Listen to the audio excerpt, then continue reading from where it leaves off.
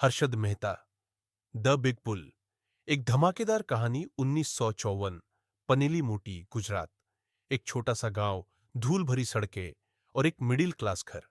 सूरज की किरणें मिट्टी की दीवारों पर पड़ रही है। 12 साल का हर्षद मेहता, पतली काठी, चमकती आंखें और सपनों से भरा दिल। वो अपने पिता शांतिलाल के साथ छोटी सी दुकान पर बैठा है। लोग चाय पीते हुए दुनिया भर की बातें कर रहे हैं। शांतिलाल कपड़े का छोटा सा व्यापार करते हैं। माँ घर संभालती है और परिवार मेहनत से 2 वक्त की रोटी जुटाता है। लेकिन हर्षद का दिमाग कहीं और है। वो गांव की तंग गलियों से निकलकर मुंबई की चमक दमक वाली दुनिया में जाना चाहता है। ये गांव, ये छोटी सी दुनिया, ये मेरे लिए नहीं। मैं कुछ बड़ा करूंगा, कुछ ऐसा जो लोग सालों तक याद रखें। हर्षद सोचता है। मुंबई, 27 दशक। हर्षद अब जवान है। उसने कॉमर्स की डिग्री ले ली है। वो मुंबई की भीड़ में खड़ा है। सामने बॉम्बे स्टॉक एक्सचेंज, बीएससी की पुरानी बिल्डिंग। ट्रेडर्स चिल्ला रहे हैं, कागज उड़ रहे हैं और हर्षद की आंखें चमक रही है।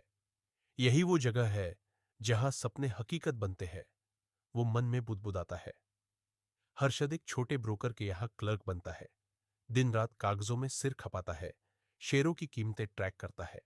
वो देखता है कि कैसे अफवाहें, डिमांड और पैसों का खेल शेयरों को ऊपर नीचे करता है। रात को अपने छोटे से कमरे में एक टिमटिमाती बल्ब की रोशनी में वो शेयर चार्ट्स पढ़ता है। वो समझता है कि बाजार सिर्फ नंबरों का खेल नहीं, ये दिमाग का खेल है। देख, बाजार को समझने के लिए दिल और दिमाग दोनों चाहिए। मैं इसे अपने इशारों पर नचाऊंगा, हर्षद अपने दोस्त से कहता है। 1984 में हर्षद अपनी फर्म खोलता है, grow more research and asset management. एक छोटा सा ऑफिस, कुछ टेबल और हर्षद का कॉन्फिडेंट चेहरा।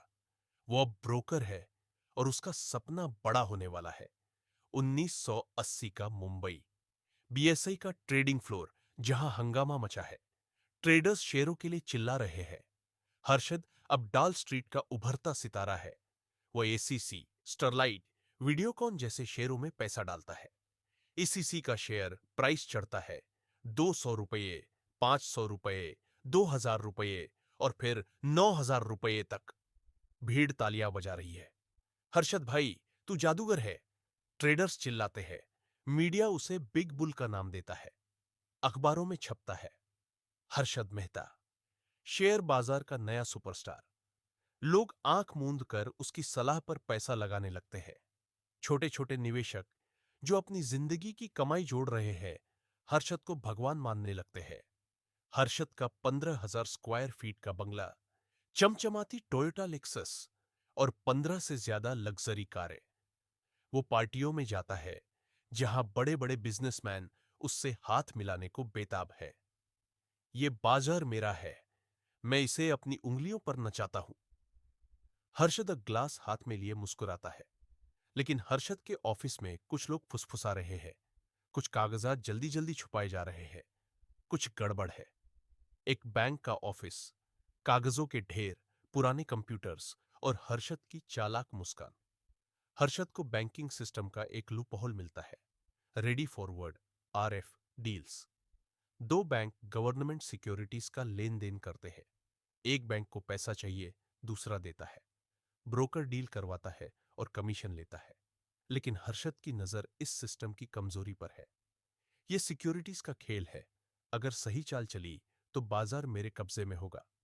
हर्षद अपने सहयोगी से कहता है।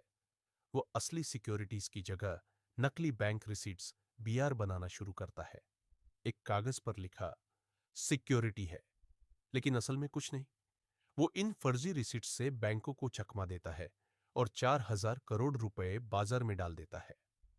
एसीसी, स्टरलाइट के शेयर चार्ट्स आसमान छू रहे हैं।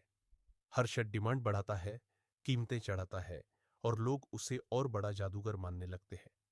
अखबार छापते हैं, हर्षद मेहता, बाजार का जादूगर। लेकिन रातें अब हर्षद के लिए लंबी होने लगती है। वो अपने बंगले में अकेला, पसीना पोंछता हुआ। वो जानता है कि ये जादू ज्यादा दिन नहीं चलेगा।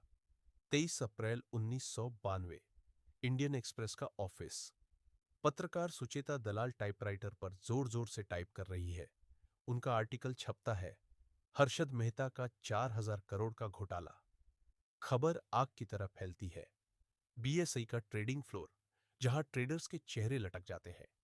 एससीसी, स्टरलाइट, वीडियोकॉन, सबके शेयर धड़ाम।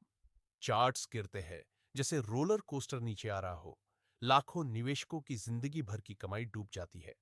बैंक हिल जाते हैं। लोग सड़कों पर अपने नुकसान का हिसाब लगाते हुए।